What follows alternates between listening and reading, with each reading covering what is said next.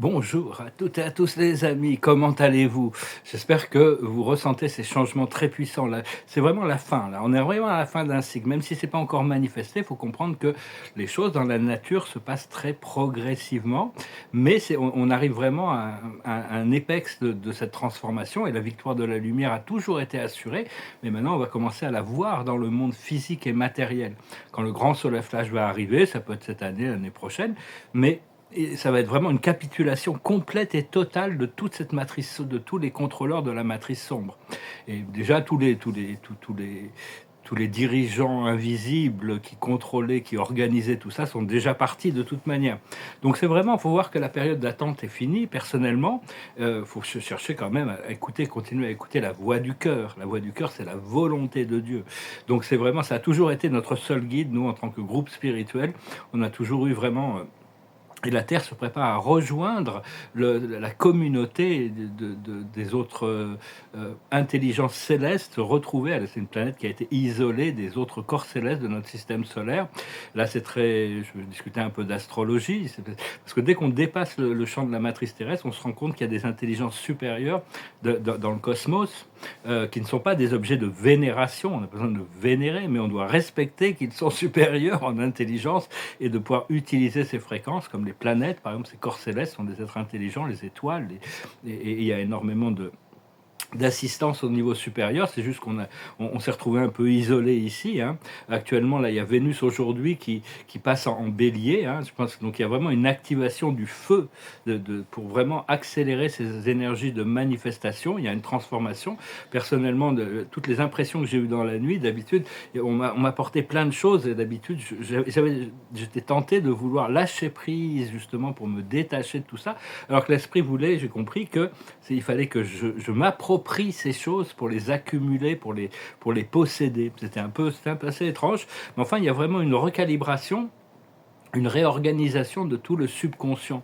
Le subconscient, l'état conscient, c'est tout le passé, le subconscient. Quand on est sous hypnose, on comprend le pouvoir du subconscient. Il y a eu des films comme Inception, avec Leonardo DiCaprio, qui explique les différents niveaux du subconscient.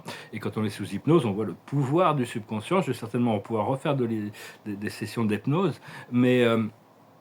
disons que il faut que l'ego puisse devenir contemplatif pour pouvoir recevoir ces énergies du passé, pour les transmuter et recevoir l'énergie du superconscient d'au-dessus pour les intégrer et s'aligner avec ça. Mais chacun reçoit exactement ce qu'il a besoin de recevoir. Actuellement, il y a cette conjonction très importante entre Saturne, Neptune et Vénus. Saturne, c'est l'ordre cosmique. Donc c'est un peu sévère comme planète, hein, mais c'est tempéré par Vénus actuellement, et Neptune nous enlève toutes sortes de blocages, d'addictions psychologiques qu'on ait pu avoir.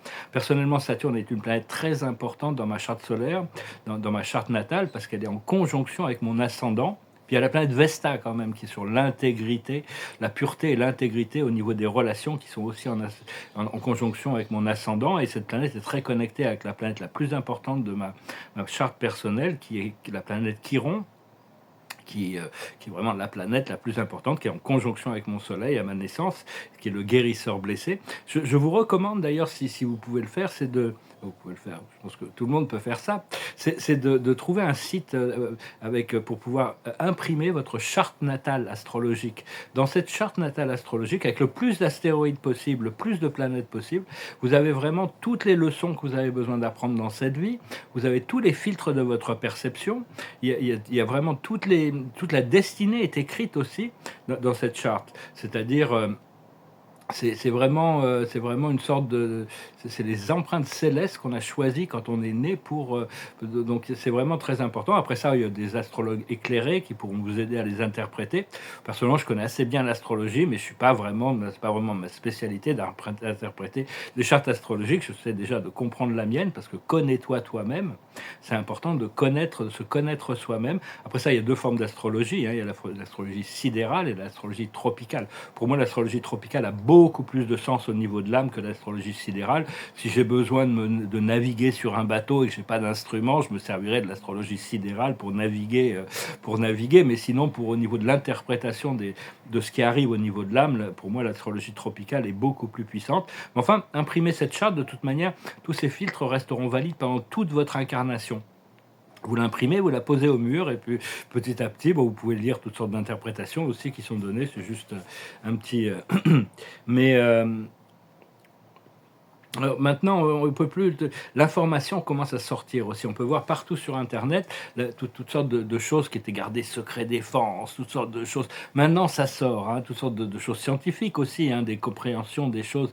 Maintenant, c'est vraiment la connaissance et l'information.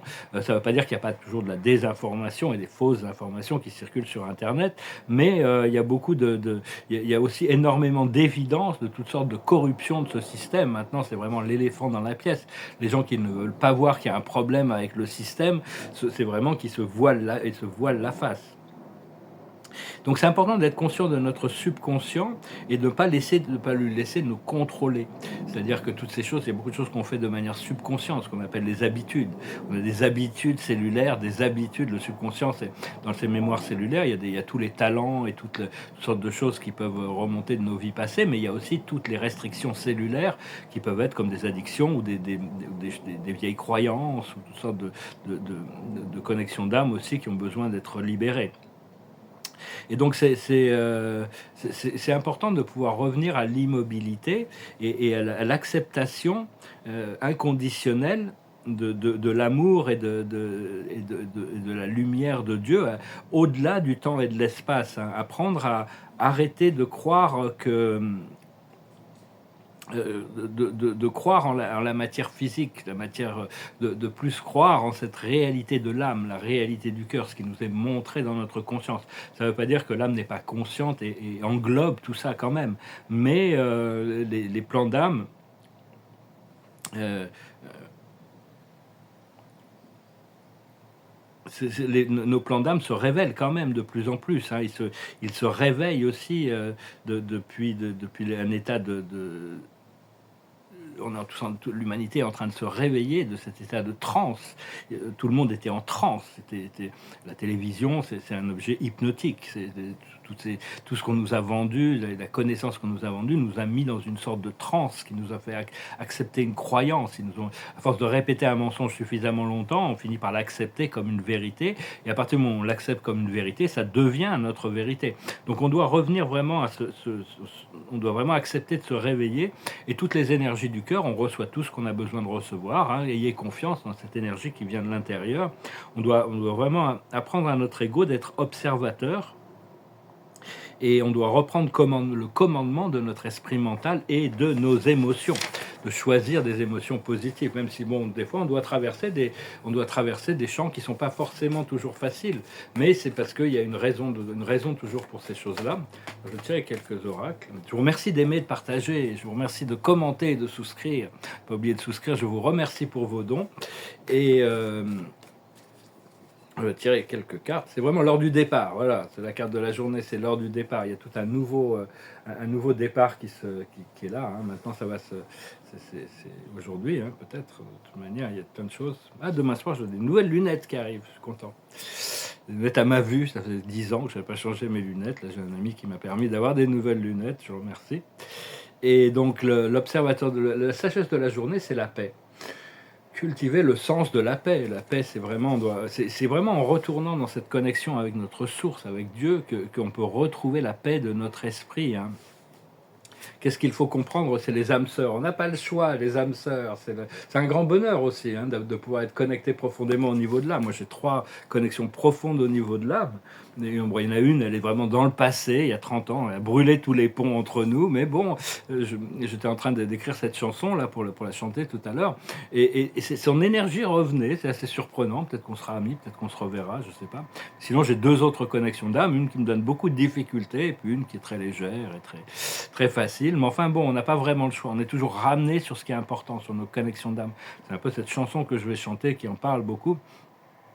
Donc c'est important de remplir notre conscience le plus possible de joie et d'attente positive, se brancher vraiment sur ces fréquences et de ne pas avoir d'attachement. C'est ce que le Bouddha a essayé d'expliquer.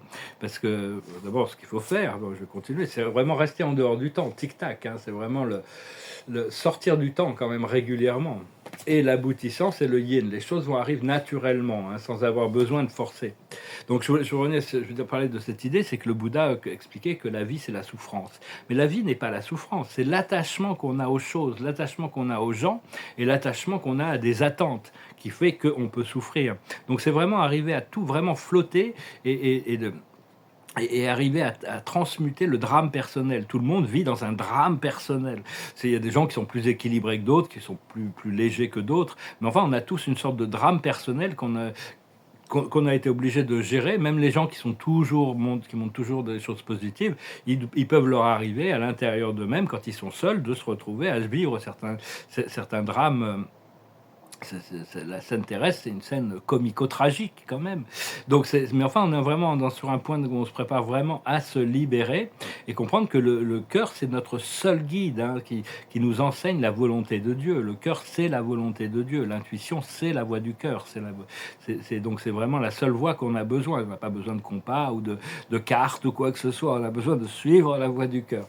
Je pense que de plus en plus, ce genre de sagesse va résonner avec le collectif de l'humanité. Ici, on est vraiment, bon, je m'adresse quand même à un public éclairé quand même, parce que si vous êtes attiré par mes messages, c'est que vous êtes déjà sur votre chemin de maîtrise et d'ascension.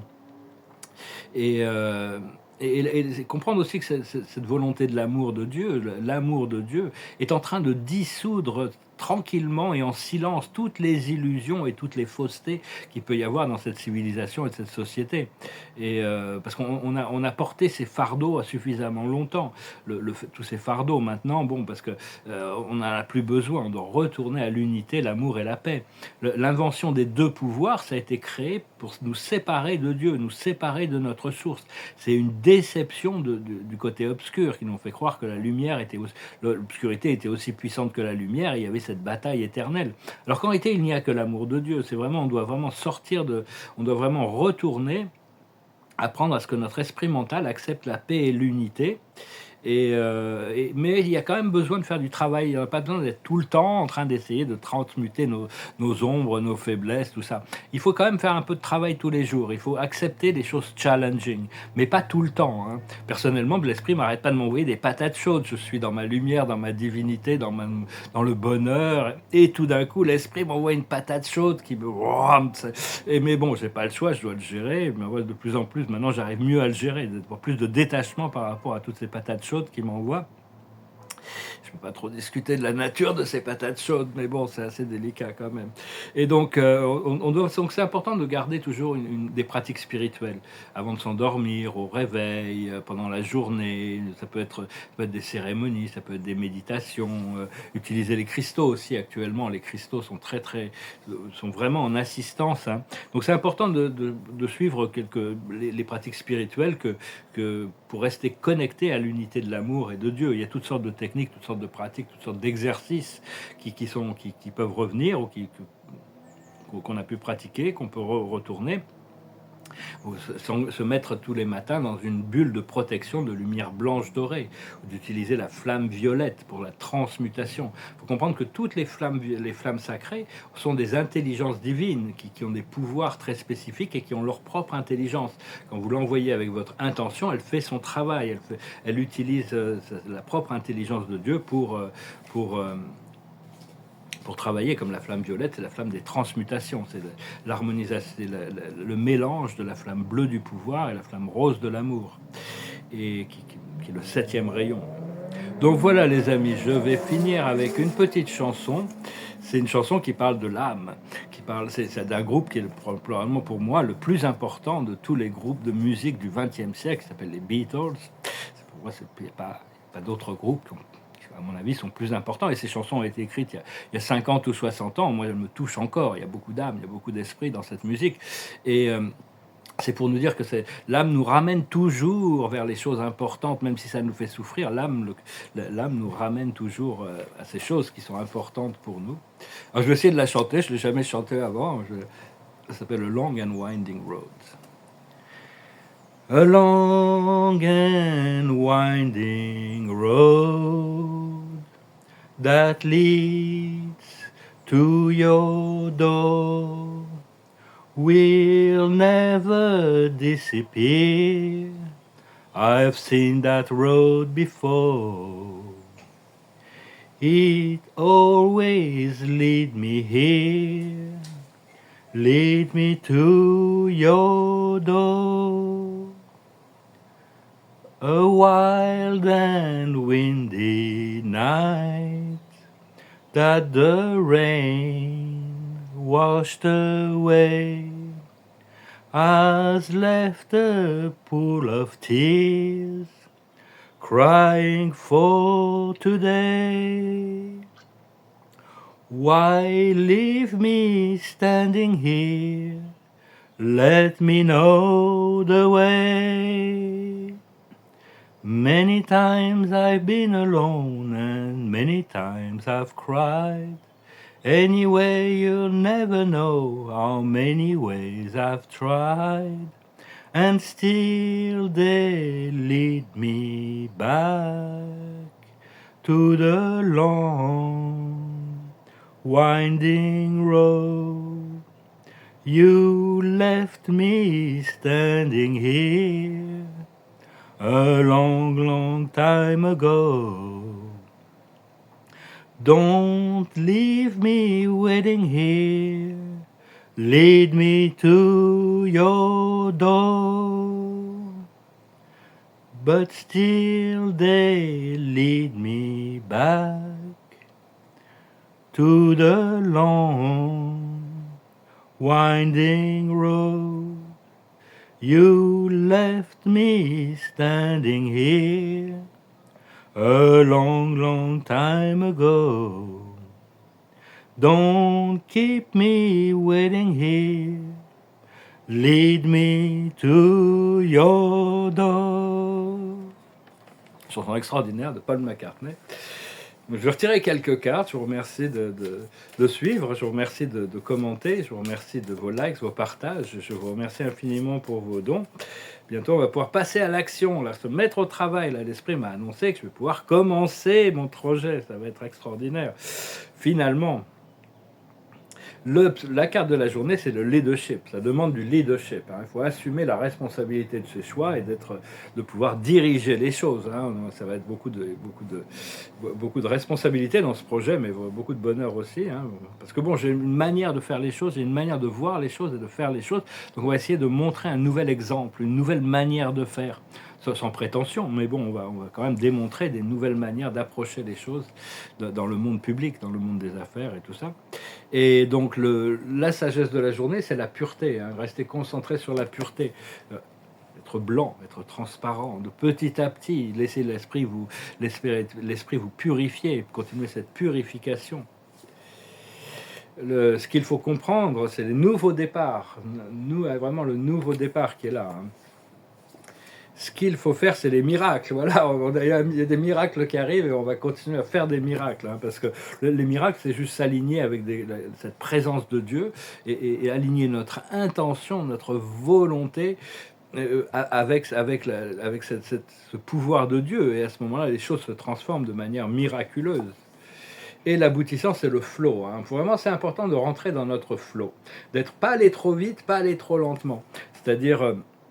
Et comme ça permet aux autres de rester dans leur flow, de ne pas se laisser le flow des autres interrompre notre flow. Là, ça va être très agréable. Je vais me retrouver chez moi, je t'exprime. Donc, je vais pouvoir quand même vivre à mon propre rythme, avec mes propres règles et faire les choses. Ça ne veut pas dire que j'ai pas beaucoup j'ai appris énormément à travers ces 3 ans là d'être un peu sans domicile fixe, d'être chez des amis. Je les remercie infiniment, tous mes amis qui ont pu m'accueillir. Enfin, ça va être agréable de pouvoir être chez moi et de pouvoir accueillir des gens aussi, enfin pouvoir recevoir, hein, pouvoir commencer à travailler sur toutes ces choses qui sont importantes. Voilà les amis, j'espère que vous passez, il y a cette activation de Vénus là actuellement, hein, donc le feu qui va aller jusqu'à la pleine lune, il y a tout ce pouvoir des manifestations, donc restez concentrés sur la joie et les attentes positives, soyez dans l'état réceptif, et je vous remercie pour tout, je vous salue, je vous souhaite une très bonne journée, Namaste.